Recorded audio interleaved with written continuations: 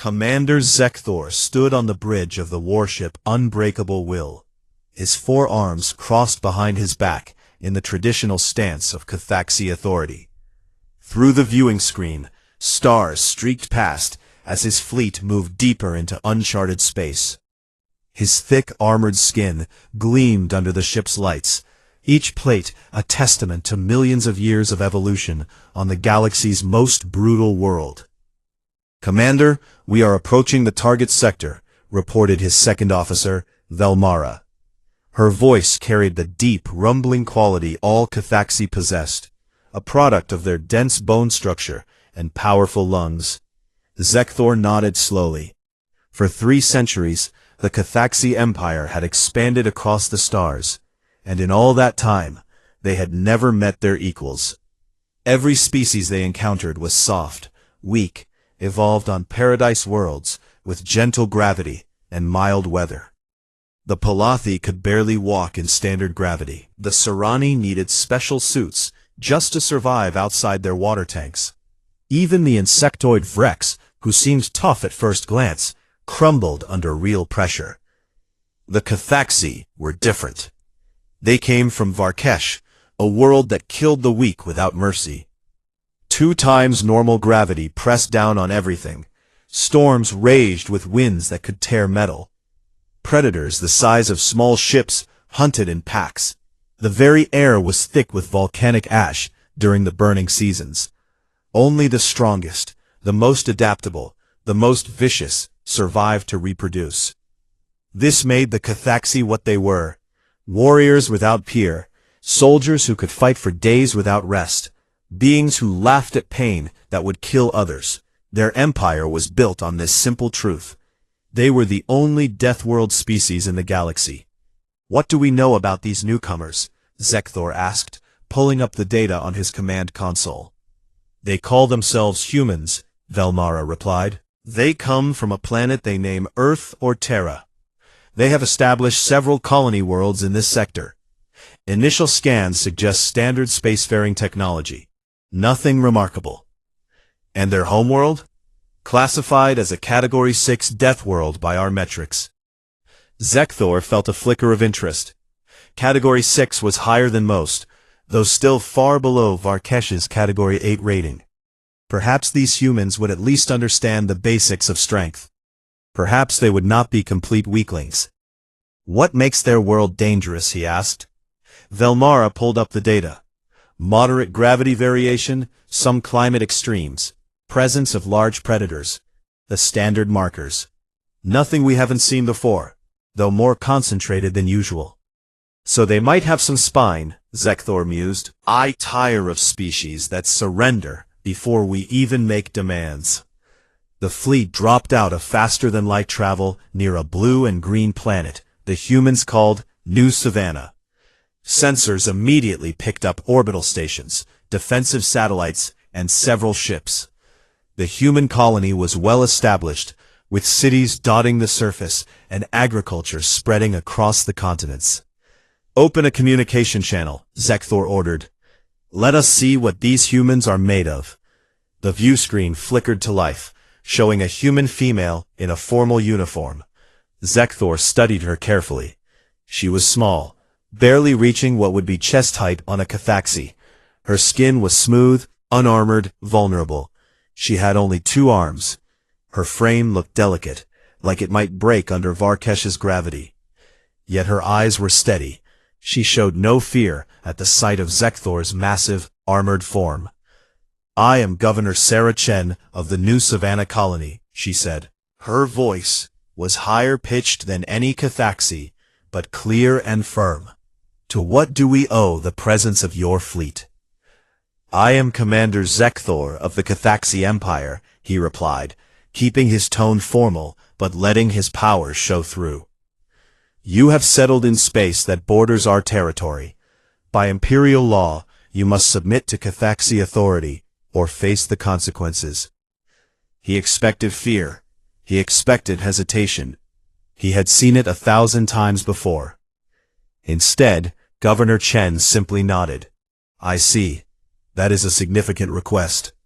I will need to consult with Earth's diplomatic corps before responding. May we arrange a formal meeting to discuss terms? Zekthor felt something unexpected. Curiosity. This human did not cower, but neither did she posture with false bravado. She simply treated this as a problem to be solved. Very well, he agreed. We will meet at the neutral station in this system. Bring your diplomats. We will bring ours. 3 planetary rotations from now. Agreed. We look forward to productive discussions, Commander. The transmission ended. Velmara looked at Zekthor with mild surprise. She did not seem afraid. No, Zekthor agreed. Either she is a fool, or she has reason for confidence. We shall see which. 3 days later, Zekthor and his honor guard arrived at the neutral station.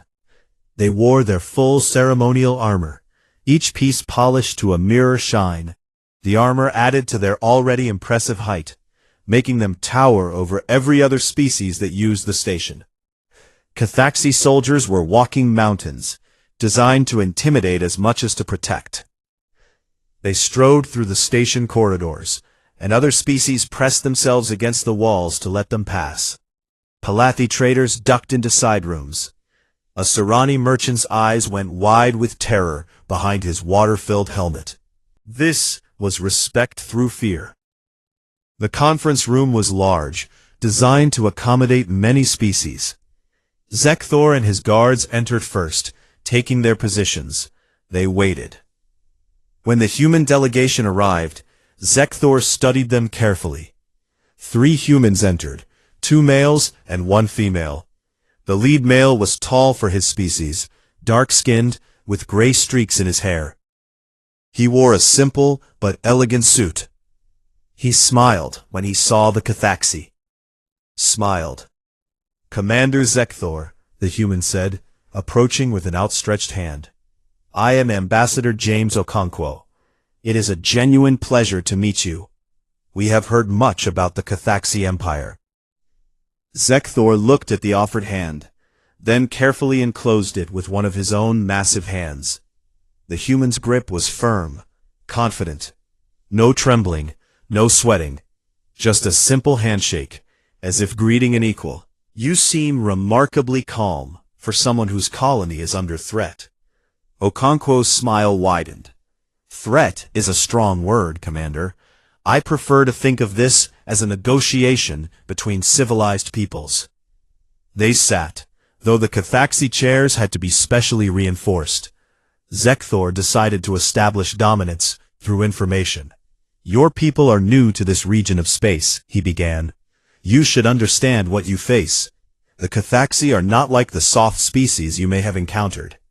We come from Varkesh, a world of constant death. Our gravity would crush the bones of lesser beings. Our predators hunt in packs and can bite through steel. Our storms can strip flesh from bone. He watched for the reaction. Usually species paled at this description. They realized how outmatched they were. Ambassador Okonkwo simply nodded, taking notes on a small device. Fascinating. Your world sounds quite challenging. How does your gravity compare to standard? 1.8 times, Zekthor said proudly. We are bred strong. Impressive, Okonkwo said. He seemed genuinely interested, but not intimidated. And your atmosphere? High in carbon dioxide, heavy with particulates. Most species cannot breathe it. Understood. More notes. And tell me, what is the temperature range on Varkesh? From -20 to +60 degrees, by standard measurement, Zekthor replied. Our people endure both extremes. Quite a range, Okonkwo agreed. Zekthor leaned forward. What of your Earth, Ambassador? What dangers does it hold? Okonkwo seemed to consider this. Oh, we have some dangerous weather. Storms, floods, that sort of thing.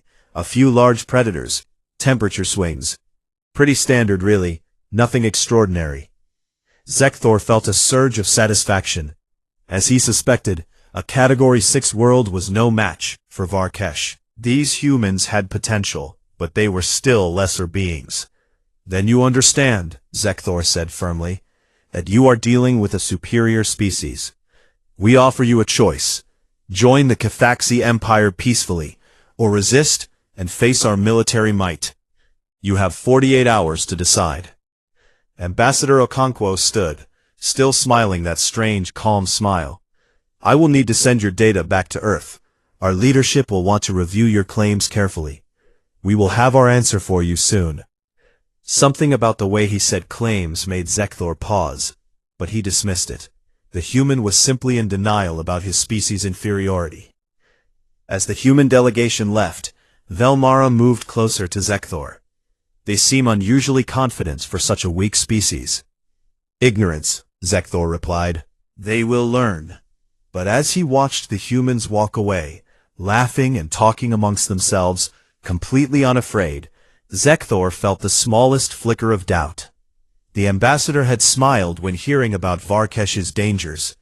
Not with fear, with something else. Something that looked almost like amusement. The 48 hours passed slowly for Commander Zekthor. He spent the time reviewing tactical data, preparing for the inevitable conflict. In his experience, species always chose resistance at first. They needed to be shown the futility of fighting the Cathaxi before they would submit. A few destroyed ships, maybe a bombardment of a military installation, and they would see reason. But something bothered him. The humans had not scrambled their defenses. They had not evacuated their colonies. They simply went about their business as if a Cathaxi battle fleet was not sitting in their system, weapons primed. Commander, Velmara reported from her station, we have received a transmission from Earth. They request another meeting. They are sending a new delegation. More delays, Zekthor growled. But very well, we will hear what they have to say. There is something else, Velmara added, and there was a strange note in her voice. They are sending a xenobiologist and a military officer. The xenobiologist has requested permission to present scientific data. Scientific data? About what? The message does not specify. They say it is relevant to our negotiations. Zekthor considered this. It was unusual, but he was curious. Grant them permission. Let us see what game they are playing. 2 days later, Zekthor returned to the neutral station. This time, the human delegation was different. A human female with dark hair and sharp eyes introduced herself as Dr. Elena Vasquez. Beside her stood a tall, muscular human male in a military uniform, Captain Marcus Riley. Ambassador Okonkwo was also present, wearing that same knowing smile. Thank you for meeting with us again, Commander, Dr. Vasquez said. Unlike the ambassador, she did not waste time with pleasantries. I have reviewed your claims about Varkesh. However, I believe there has been a significant misunderstanding about Earth. What kind of misunderstanding? Zekthor asked. A classification error, Dr. Vasquez replied, pulling up a holographic display. You see, when you scanned Earth from a distance, your sensors gave you accurate data. However, your interpretation of that data was based on Cathaxi standards. We use a different measurement system. The display showed 2 planets side by side, Varkesh and Earth. Let us start with gravity, Dr. Vasquez said. You stated that Varkesh has 1.8 times standard gravity. However, what you call standard is actually based on the Palathi homeworld, which has very low gravity. When we recalibrate using actual Earth measurements, we find that Varkesh has 1.8 Palathi G, which equals approximately 0.9 Earth G. Zekthor stared at the numbers. That is impossible. I assure you, it is not, Dr. Vasquez said. Vasquez continued calmly. Earth's gravity is actually higher than Varkesh's, not by much, but measurably higher. We evolved under stronger gravitational pressure than you did. Velmara checked her own instruments frantically. After a moment, she looked up at Zekthor with wide eyes. Commander, she is correct. The calculations confirm it. We have been using the Palathi standard this entire time. Zekthor felt something cold settle in his stomach. But Dr. Vasquez was not finished. "Now, let us discuss atmosphere," she said. "Earth's atmosphere contains 21% oxygen. Do you know what oxygen is, Commander?" "A reactive gas," Zekthor replied. "Varkesh has 14%. "Oxygen is not just reactive," Dr. Vasquez corrected. "It is violently corrosive. It causes metal to rust, organic matter to decay, and it makes everything extremely flammable. Earth's high oxygen content means that fire spreads faster, burns hotter, and is more dangerous than on Varkesh. Our ancestors evolved breathing what is essentially a slow-burning poison that accelerates aging and cellular damage." She pulled up images of wildfires. Zekthor watched forests burn with terrifying speed, flames leaping hundreds of meters into the air. "You mentioned temperature ranges," Dr. Vasquez continued. "Varkesh ranges from -20 to +60 degrees. Earth ranges from -60 to +56 degrees. We have greater temperature extremes, but that is not the interesting part." She showed a map of Earth with different colored zones. "On Varkesh, your temperature is relatively stable across the planet at any given time.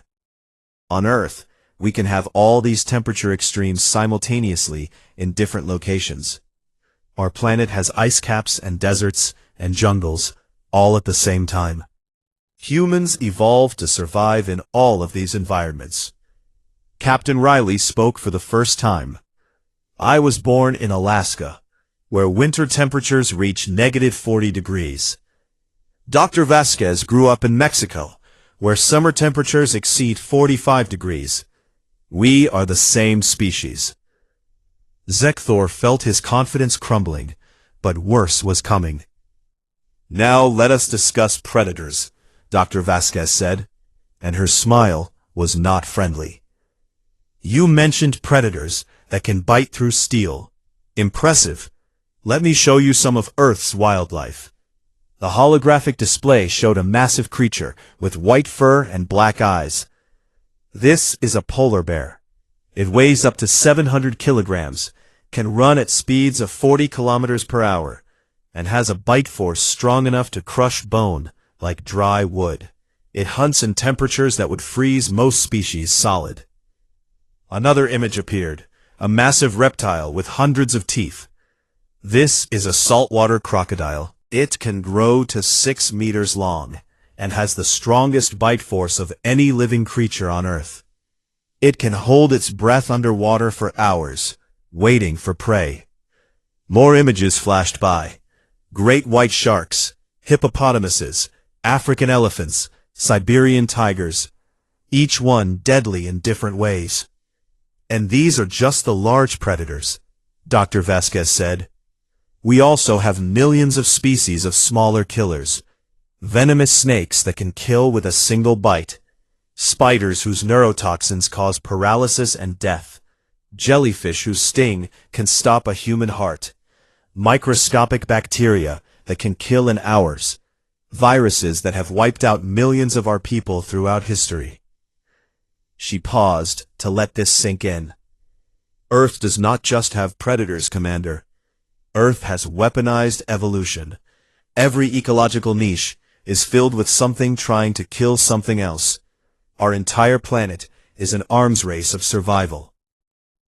Zekthor tried to maintain his composure. "But surely humans are the apex predators of your world. You conquered it." "Did we?" Dr. Vasquez asked. "Commander, humans are not the strongest creature on Earth. We are not the fastest. We are not the best at climbing or swimming or flying. We do not have claws or fangs or armor plating or venom." "Then how did you survive?" Velmara asked, genuinely confused. Captain Riley answered this time. "Endurance, intelligence, and spite." Dr. Vasquez nodded. "Humans are persistence hunters. Captain Riley is correct. We evolved to chase prey for hours, sometimes days, until it collapsed from exhaustion. Our bodies are designed to run continuously in heat that would kill most creatures. We sweat to cool ourselves, which is actually a very rare adaptation. Most of Earth's predators have to stop and rest. Humans do not. She pulled up footage of humans running a marathon over 40 kilometers without stopping. We also have another advantage, Dr. Vasquez. Vasquez continued. We can throw objects with deadly accuracy. It seems simple, but it requires incredible eye-hand coordination, complex calculations of trajectory and force, and the right anatomy. Humans can hit targets from great distances.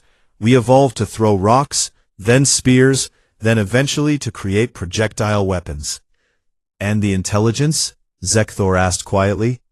We learned to work together, Captain Riley said. We learned to make tools, to use fire, to plan and strategize. We learned to adapt to any environment. Humans live in deserts, in Arctic tundra, in jungles, on mountains, on islands. We spread across our entire planet because we can adapt to anything. Dr. Vasquez brought up more data. Earth has experienced 5 major extinction events: asteroid impacts, volcanic eruptions that blacked out the sun, ice ages that covered most of the planet. Each time, life on Earth nearly ended. And each time, it came back stronger. She looked directly at Zekthor.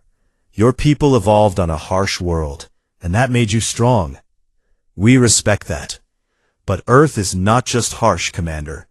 Earth is catastrophically, violently, relentlessly hostile to life. And life on Earth responded by becoming the most aggressive, competitive, adaptable biosphere in the known galaxy. Category 6, Zekthor said softly. Category 11, by our own classification system, Dr. Vasquez corrected. We downgraded Earth when talking to other species because the truth tends to cause panic. Ambassador Okonkwo finally spoke. We were actually excited to meet you, Commander. We thought we had finally found someone who might understand what it is like to come from a world that wants you dead. The room was silent. Zekthor looked at his honor guard. They all wore expressions of shock. This could not be real. The Cathaxi were the ultimate warriors. They were the Deathworlders. They were unique. You do not believe us, Dr. Vasquez said, reading his expression. I understand. The data is difficult to accept, so let me offer you proof. What kind of proof? Zekthor asked. Come to Earth, Captain Riley said. Bring your warriors. See for yourselves. If we are lying, you will know. If we are telling the truth, he smiled grimly. Well, it will be educational. Zekthor wanted to refuse. He wanted to dismiss all of this as human deception. But he was a soldier, and soldiers dealt in facts. What do you want in return for this invitation? He asked. Nothing, Ambassador Okonkwo said. Withdraw your ultimatum. Come as guests, not conquerors. See Earth with your own eyes. Then we can discuss our future relationship as equals. Equals. The word stung. But Zekthor was not a fool. Very well, he said slowly. I will bring a delegation to Earth, but this changes nothing officially. We will verify your claims, and then make our decision. That is all we ask, Dr. Vasquez said. As the humans left the conference room, Velmara moved close to Zekthor. Commander, do you truly believe their claims? Zekthor watched the humans walking away, relaxed and confident in standard gravity that they claimed was weaker than their homeworld. I believe they believe it, he said quietly, and that terrifies me. Commander Zekthor's shuttle descended through Earth's atmosphere, and he felt the gravity immediately. It was subtle but unmistakable. His body felt heavier, not crushing, not unbearable, but definitely stronger than Varkesh. The humans had told the truth about that, at least. He had brought 12 of his best warriors, veterans of countless campaigns. If this was some kind of trap, they would fight their way out. But looking at the planet below, Zekthor suspected that combat might be the least of their concerns. Earth was beautiful. Vast blue oceans covered most of the surface. White clouds swirled in complex patterns. Green and brown continents spread across the globe. From orbit, it looked peaceful, even welcoming. Zekthor did not trust it. "We will be landing in a region called Colorado." Captain Riley's voice came through the communication system. "It is in the middle ranges of Earth's elevation and climate. Not too extreme. We thought we would start you off gently."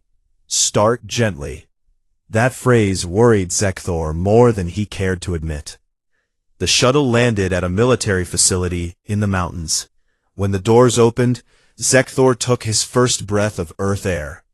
It rushed into his lungs, rich and sharp. Too much oxygen. He could feel it, like breathing pure energy. His hearts beat faster. His blood moved quicker. This atmosphere would make every Cathaxi movement faster, but also burn through their energy reserves rapidly. "Welcome to Earth," Dr. Vasquez said, waiting for them with a smile. "How do you feel?" "The gravity is noticeable," Zekthor admitted, "and the air is strange." "You will adapt," she assured him. "Your species is very adaptable. That is why you are here." The first day was orientation. The humans showed them the facility, explained Earth's geography and climate zones, and provided detailed briefings. Zekthor and his warriors listened carefully, still skeptical, but beginning to understand the scope of Earth's diversity. On the second day, they went outside for what the humans called a light hike. The mountain trails seemed simple at first. Well-maintained path, beautiful views, moderate slope. But after 2 hours, Zekthor noticed something disturbing. His warriors were struggling. Not badly, not obviously, but their breathing was labored. Their movements were slower. The combination of higher gravity and higher oxygen was taking its toll.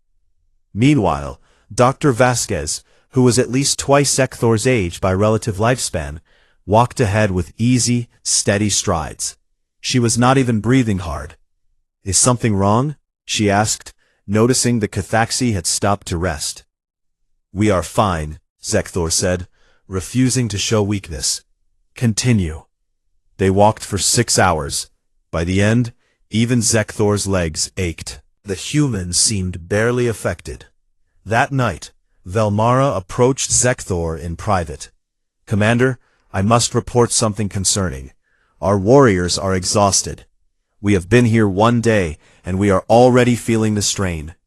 "I know," Zekthor said quietly. "The gravity is worse than we expected. It is not much heavier, but over time, it accumulates." "It is not just the gravity," Velmara said. "It is everything. The air makes us hyperactive, but burns energy faster. The temperature swings, the humidity, even the light from their sun feels different. This world is exhausting just to exist on."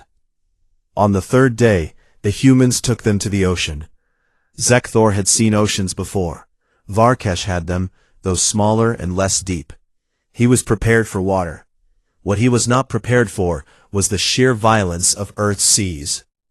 They stood on a beach in a region called Australia.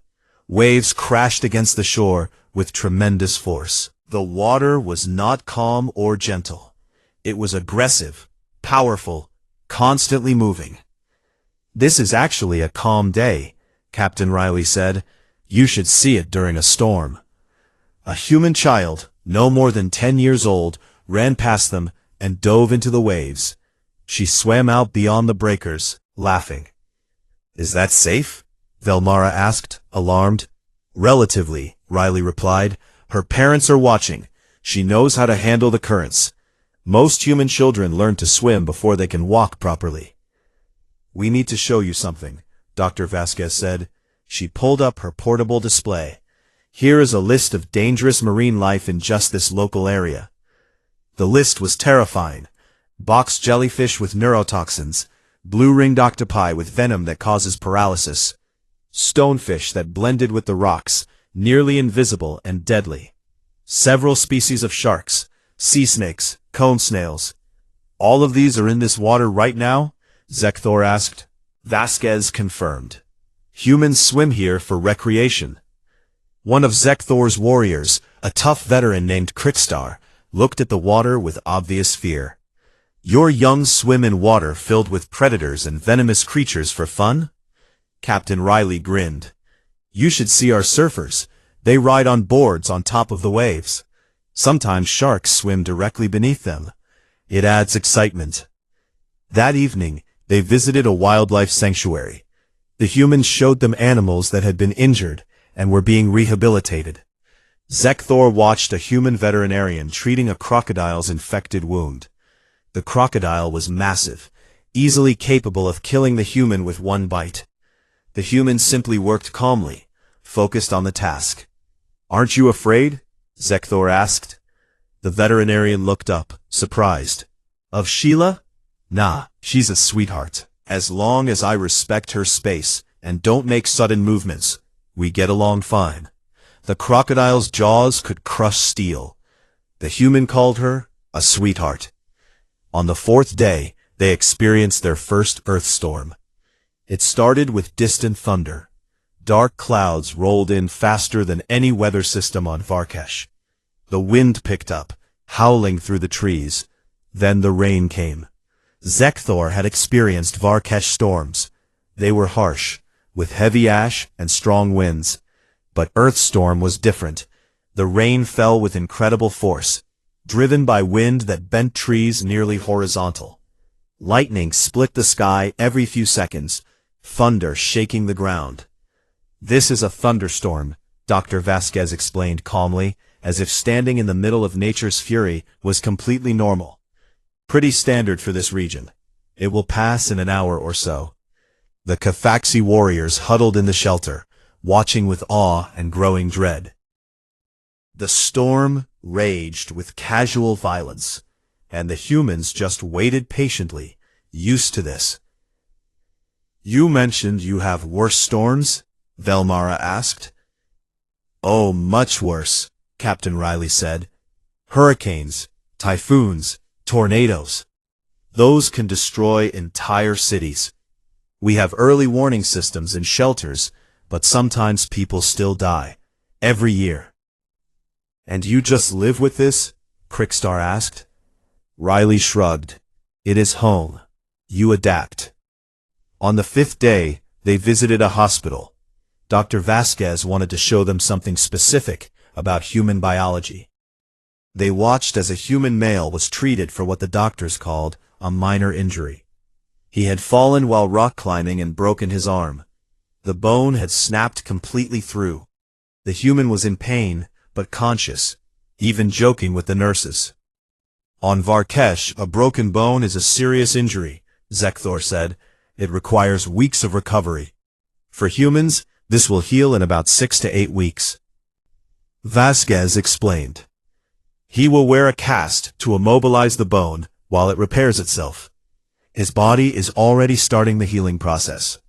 She showed them X-rays of the break, and then X-rays from a different patient who had broken the same bone a year ago. The bone had healed completely, no trace of the injury remaining except for a slight thickening where it had been broken. Human bones actually get stronger where they break and heal, she continued. The body reinforces the weak point. We call it remodeling. One of Zekthor's warriors was brought to the hospital that evening. He had become ill, some kind of respiratory infection from an earth microbe. The human doctors treated him efficiently, but they seemed puzzled. His immune system is very sensitive, one doctor explained, much more than humans. He is reacting to bacteria that would barely affect us. Earth bacteria are more aggressive than what we are used to, Dr. Vasquez said gently. Your warrior will recover, but it highlights an important point. Life on Earth has been in competition with itself for billions of years. Everything here has evolved to be aggressive, to compete, to survive against other aggressive competitors. On the sixth day, Captain Riley took them to a recreational area where humans were engaging in various activities. Zekthor watched in disbelief. Humans were jumping out of aircraft with nothing but fabric parachutes. They called it skydiving and did it for fun. Other humans were climbing vertical rock faces with minimal equipment. One false move meant death. They were smiling. More humans were diving deep underwater, exploring caves. The caves could collapse. They did not seem concerned. You do these things for entertainment? Velmara asked, her voice hollow. For the thrill, Captain Riley said. Humans need challenges. We get bored easily. So we create artificial dangers to overcome. That is insane, Crickstar said bluntly. Riley laughed. Probably, but it is human nature. We like testing our limits. That night, Zekthor called a meeting with his warriors. They gathered in their quarters, away from human ears. Speak freely, he ordered. What are your assessments? The responses were unanimous. Earth was far more dangerous than Varkesh, and humans were far tougher than they appeared. They have no natural armor, no redundant organs, no inherent advantages, one warrior said. Yet they survived this planet by being impossibly stubborn. The gravity exhausts us, but they move through it like it is nothing, another added, because they were born in it. Everything here wants to kill everything else, a third said, and humans just accept it as normal. Velmara spoke last.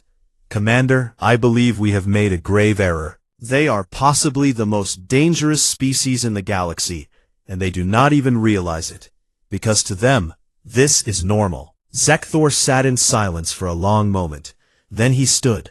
Tomorrow, we return to the ships, he said. I have seen enough. I need to report to the Empire. What will you tell them? Velmara asked. Zekthor looked out the window at Earth's moon rising over the mountains. Humans had walked on that moon. They had left their homeworld and explored their own star system before even meeting other species. They had done it not because they had to, but because they wanted to.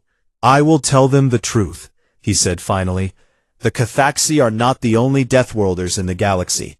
We may not even be the toughest, and we need to decide how we want to proceed with that knowledge. 3 months had passed since Commander Zekthor's visit to Earth. The Cathaxi Empire had withdrawn its ultimatum, and negotiations had begun in earnest. But more importantly, something unexpected had developed. Friendship. The Cathaxi High Command had been skeptical of Zekthor's report until they reviewed the data themselves. Then they had been shocked, then angry, then slowly they had become intrigued. If the humans were truly fellow Deathworlders, then perhaps an alliance made more sense than conquest. Captain Marcus Riley stood in the Cathaxi embassy on Varkesh, looking out at the volcanic landscape. He had been here for 2 weeks now, leading the human delegation. The gravity was challenging but manageable. The air was thick and full of ash, but his breathing filters handled it. The temperature swings were uncomfortable, but survivable. What impressed Riley most was not how hard Varkesh was to survive on. It was how the Cathaxi had built a thriving civilization despite it. Their cities were masterworks of engineering, designed to withstand earthquakes, volcanic eruptions, and massive storms. Their architecture was brutal but beautiful. You are adapting well, Zekthor said, entering the room. The commander had become Riley's unofficial host, and surprisingly, his friend. It is a challenge, Riley admitted, but nothing we cannot handle. Humans are stubborn that way. Zekthor's mandibles clicked in what Riley had learned was Cathaxi laughter. I am beginning to understand that. They walked together through the embassy gardens, such as they were. Varkesh plants were thorny, toxic, and aggressive. But the human botanists had been fascinated by them, taking samples and comparing notes with Cathaxi scientists. I have received word from your Dr. Vasquez, Zekthor said. She has finished her comparative study of our 2 species. And? We are remarkably similar in unexpected ways, Zekthor said. Both our species evolved under extreme pressure. Both developed persistence and adaptability rather than specialized advantages. Both learned to work together because individual survival was nearly impossible. Riley nodded. We are both survivors. Yes, Zekthor agreed, but our solutions were different.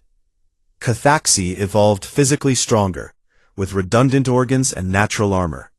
Humans evolved with better endurance, finer motor control, and more efficient cooling systems. Different paths to the same goal, Riley said. They reached a training ground where Cathaxi warriors were sparring with human soldiers. This had become a regular activity, much to everyone's surprise. The initial sessions had been tense, both sides trying to prove their superiority. But, over time, mutual respect had developed.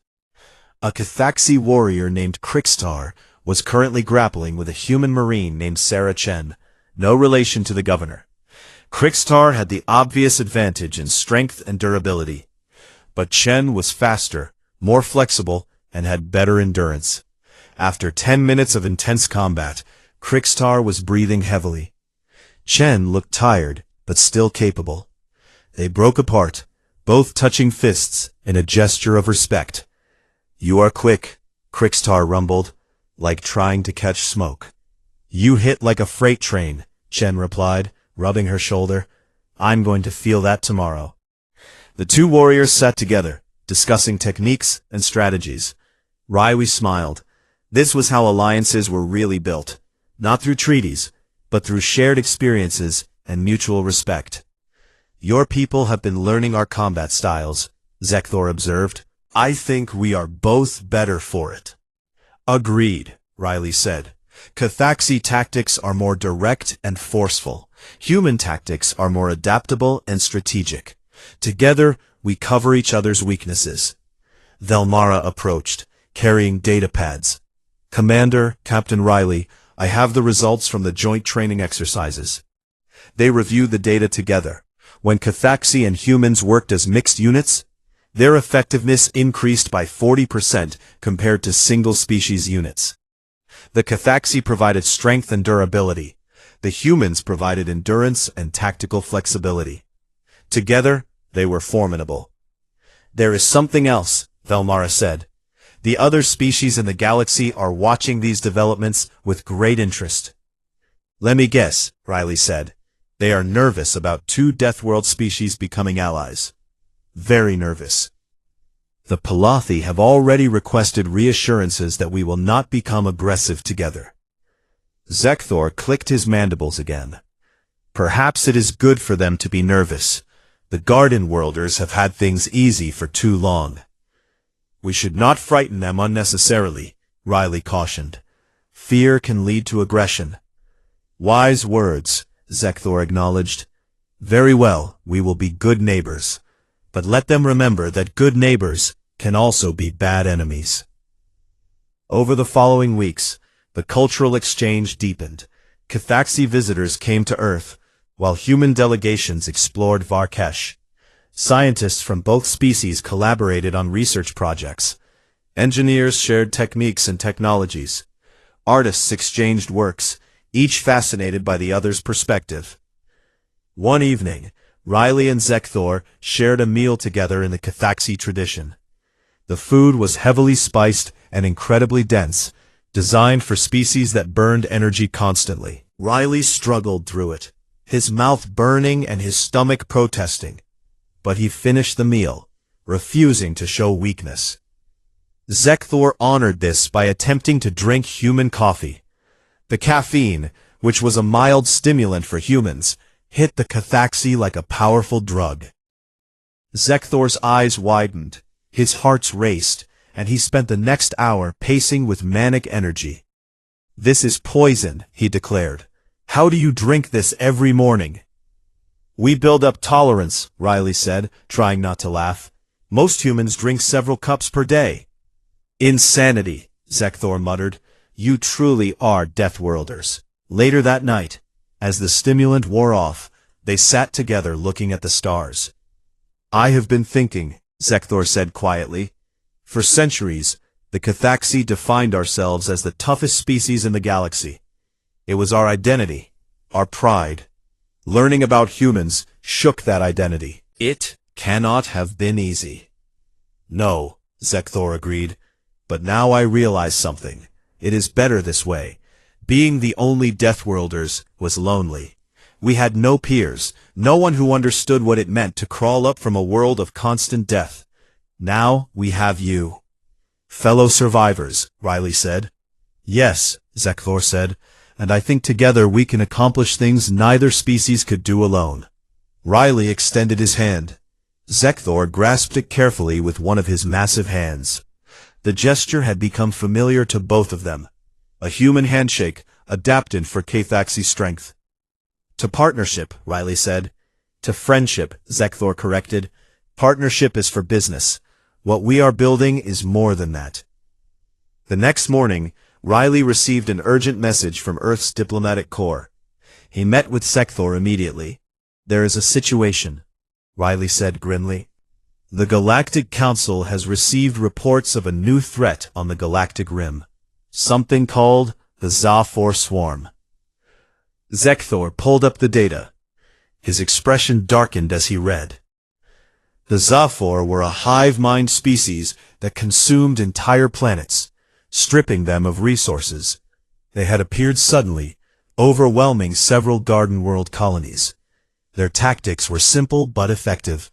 Overwhelming numbers, rapid reproduction, and complete disregard for casualties.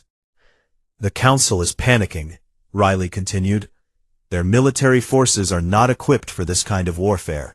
They are asking for help. They are asking the Cathaxy to fight for them, Zekthor said. As usual. Not just the Cathaxy this time, Riley corrected. They are asking for both of us.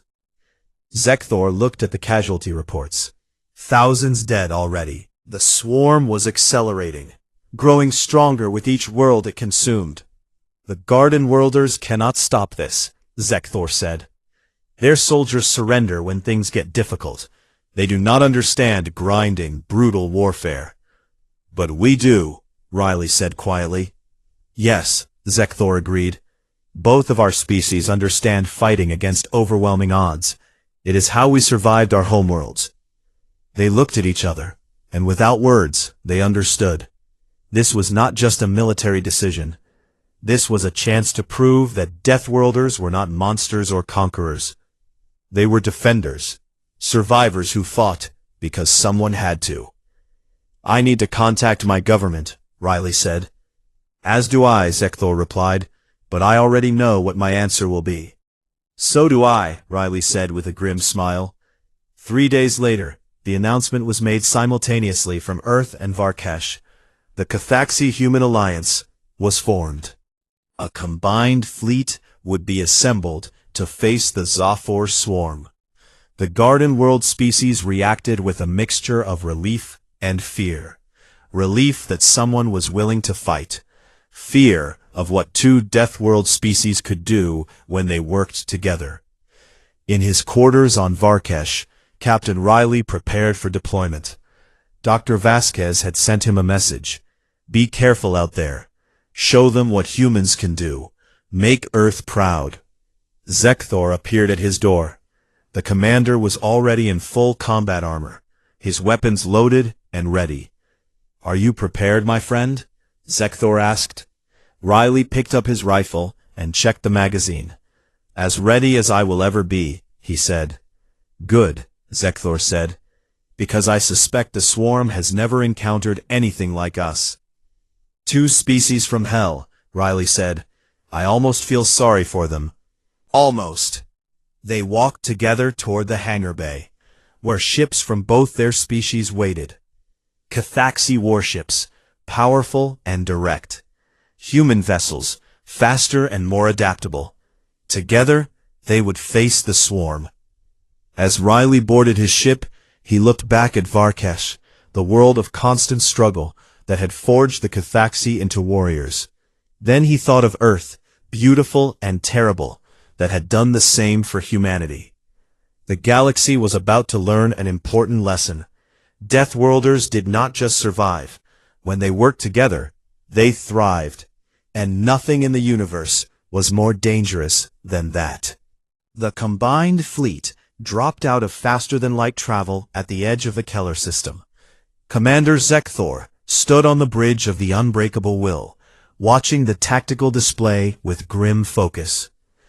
Beside him, Captain Marcus Riley reviewed the latest intelligence reports from his own ship, which was docked to the Cathaxy flagship. The swarm has completely overrun the third planet, Riley reported. Keller 3 was home to 8 million Sarani. Now it is just biomass for the swarm to consume. Zekthor felt his battle fury rising, the ancient Cathaxi response to threats. But he controlled it. Rage was useful in combat, but strategy won wars. How long until they finish processing the planet? He asked. 72 hours, replied Velmara from her station.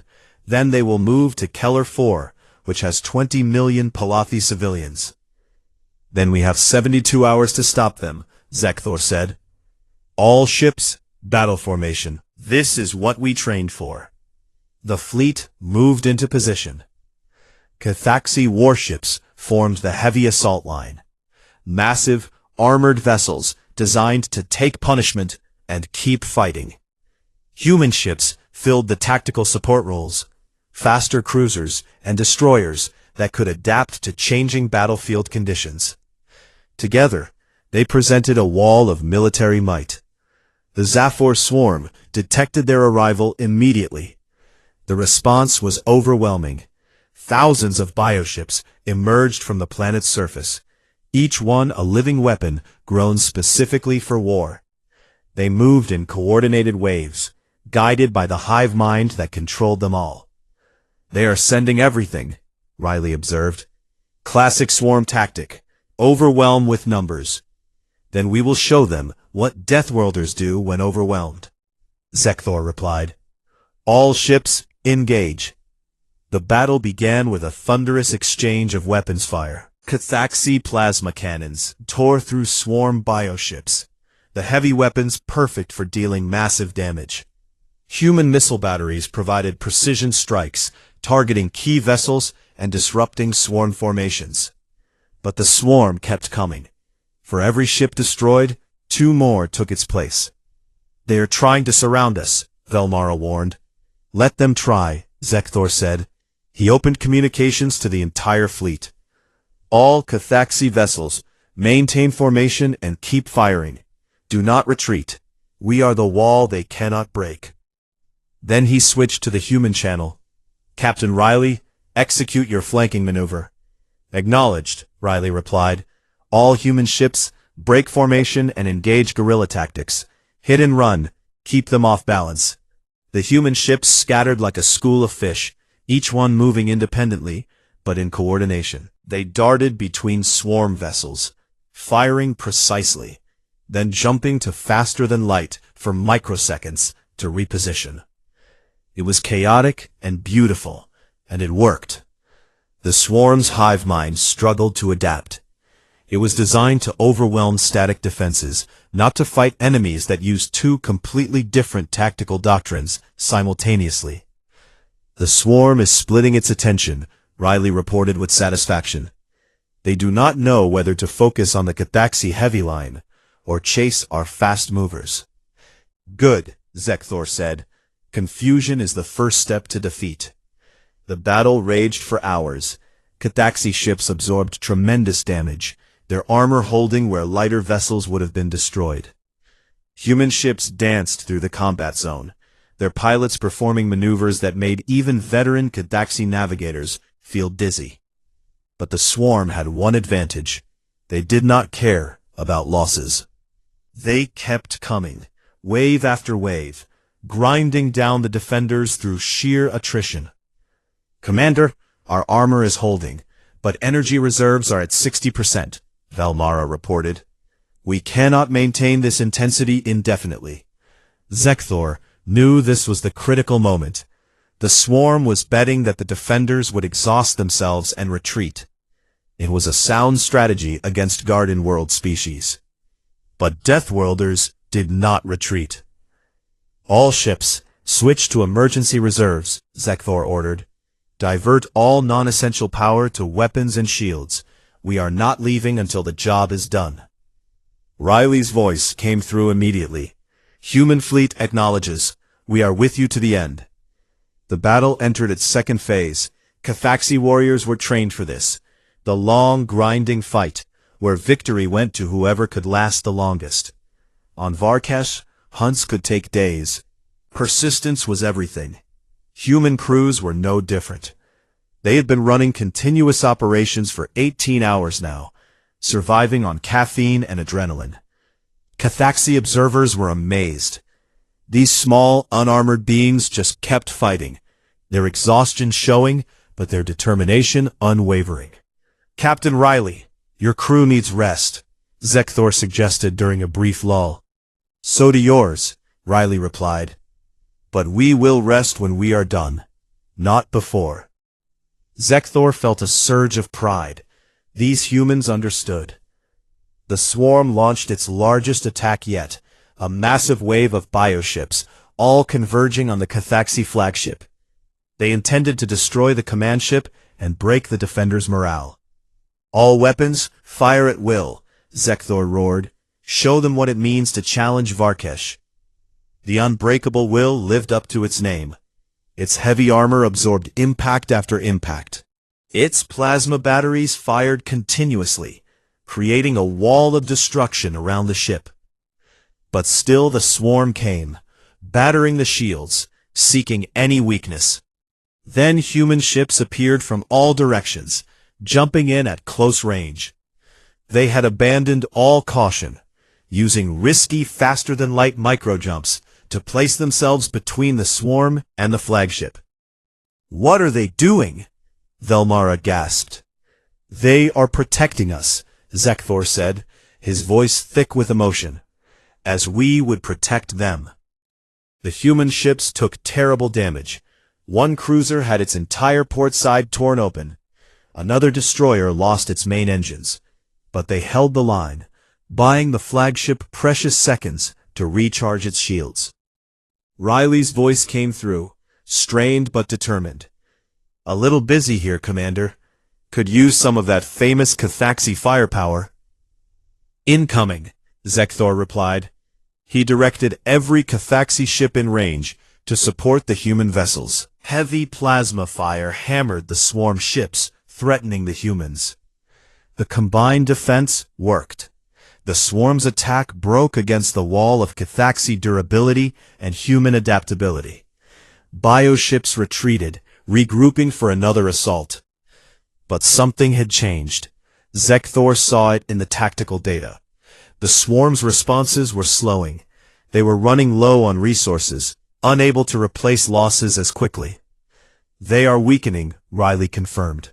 "They consumed Keller 3, but that was their reserve. Now they are fighting on what they have left." "And we still have our reserves," Zekthor said. "Because we do not waste resources on meaningless attacks. We endure." He opened fleet-wide communications. "All ships, prepare for final assault. The swarm is failing. Now we show them what happens when they face species that refuse to quit. For Varkesh, for Earth, for all the worlds that need defending." The response was immediate and fierce. Cathaxi war cries, mixed with human battle shouts. The fleet surged forward as one, a hammer of combined strength. The final phase of the battle was brutal. The swarm fought with desperate intensity.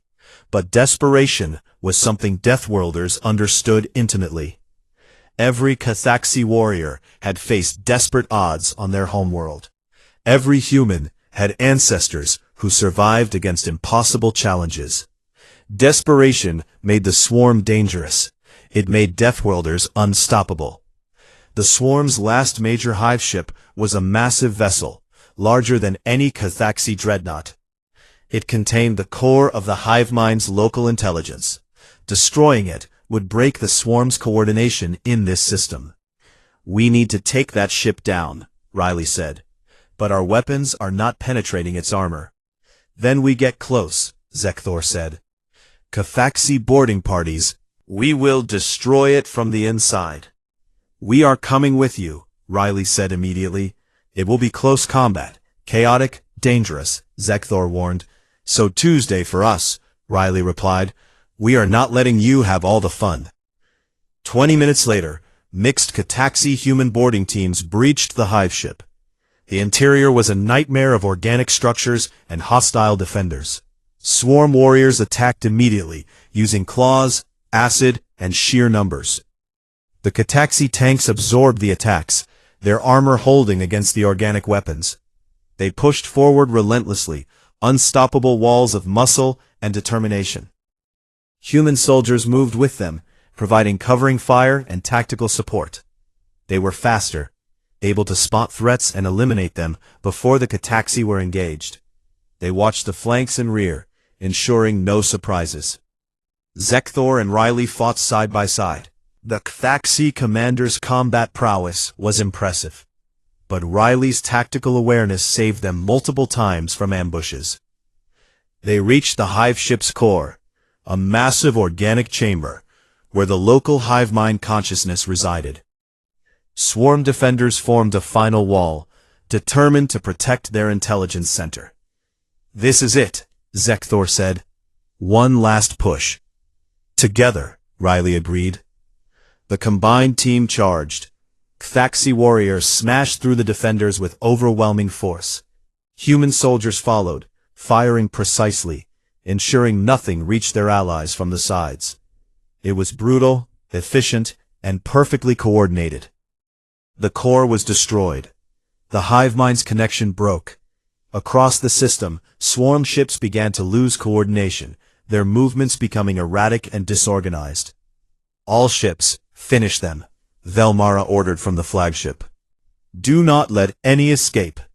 The fleet systematically eliminated the remaining swarm vessels. Without the hive mind's coordination, they were just animals, dangerous but manageable. 3 hours later, the battle was over. The Kellar system was saved. Kellar 4 still had its population of Palathi civilians. The swarm had been stopped, but the cost was visible. Cataxi ships showed severe damage. Human vessels had taken brutal punishment. Casualties were significant on both sides. In the aftermath, Zekthor and Riley met in the conference room of the Unbreakable Will. Both were exhausted, covered in the signs of combat, but alive. "Your species fights well," Zekthor said. "I have never seen anything like it." "Yours too," Riley replied. "You are like a force of nature, unstoppable." They sat in comfortable silence for a moment, two warriors from different worlds who had found common ground in battle. "The Galactic Council will want a report," Riley said finally. "Let them wait," Zekthor said. "For now, let us just appreciate that we survived." He produced a container of Cataxi alcohol, strong enough to affect even Cataxi physiology. Riley produced a bottle of Earth whiskey, which had become popular among Cataxi warriors for its burning quality. They poured drinks for each other, a tradition they had developed. "To the Deathworlders," Zekthor said, raising his glass. "To Earth and Varkesh," Riley added. "May the galaxy never truly understand how insane we are." They drank. The Cataxi alcohol made Riley's eyes water. The human whiskey made Zekthor's mandibles twitch. "You know," Zekthor said thoughtfully, "the galaxy has a new problem now." "What is that?" "Before, we were separate. The Cataxi were the scary warriors. Humans were the unknown newcomers. But now, we are allies, friends. The Garden Worlders are going to be very nervous." Riley smiled. "Good. Maybe they will think twice before starting wars, or allowing threats like the swarm to grow." "Peace through strength," Zekthor agreed. "Not conquest, but the clear knowledge that there are beings in this galaxy who will fight for what is right." "The Deathworld Accord," Riley said. "That is what we should call our alliance." "I like it," Zekthor said. "Simple, direct, and terrifying to those who need to be terrified." Over the following weeks, news of the battle spread across the galaxy. The combined Cataxi human fleet had achieved what no Garden World force could accomplish. They had stopped the swarm through sheer determination and refusal to quit. The Galactic Council formally recognized the Deathworld Accord. Trade agreements were signed. Cultural exchange programs expanded. More species began reaching out, wanting to learn from the Deathworlders. 6 months after the battle, Zekthor visited Earth again. This time not as an uncertain visitor, but as a friend returning home. He brought his family, including his offspring, to see this incredible planet that had produced such incredible people. Riley met them at the spaceport, now promoted to Admiral for his role in the Swarm campaign. "Welcome back," Riley said, grasping Zekthor's hand in the now familiar gesture. "Ready to try some Earth food again? Only if you are ready to drink more coffee. We have developed a taste for it." "Insane," Riley said, laughing. "You are absolutely insane." "Coming from a human, I take that as a compliment," Zekthor replied. They walked together through the bustling spaceport, where Cathaxi and humans moved comfortably among each other now. Children from both species played together. Scientists collaborated. Soldiers trained side by side. "You know what the best part is?" Riley said. "What?" "Out there in the galaxy there might be more Deathworld species, more beings who understand what it means to survive against all odds. And now they will know they are not alone." Zekthor looked up at the sky, where stars were beginning to appear in the evening light. Somewhere out there, other species were looking up too. Maybe some of them were from worlds as harsh as Earth or Varkesh. Maybe some of them felt alone, thinking they were the only ones who had to claw their way to civilization. "Let them find us," Zekthor said quietly. "Let them know that the Deathworlders welcome them, that we understand, that they have found their people. And let everyone else know," Riley added with a grin, "that we are watching. The galaxy is a dangerous place, but not as dangerous as those who protect it." They laughed together, two warriors from worlds of constant struggle, now brothers in arms. Behind them, the sun set on Earth, painting the sky in brilliant colors. And somewhere in the darkness of space, the universe continued its ancient dance, now just a little bit safer, because two impossible species had decided that friendship was worth more than pride. The Deathworlders had found each other, and the galaxy would never be the same.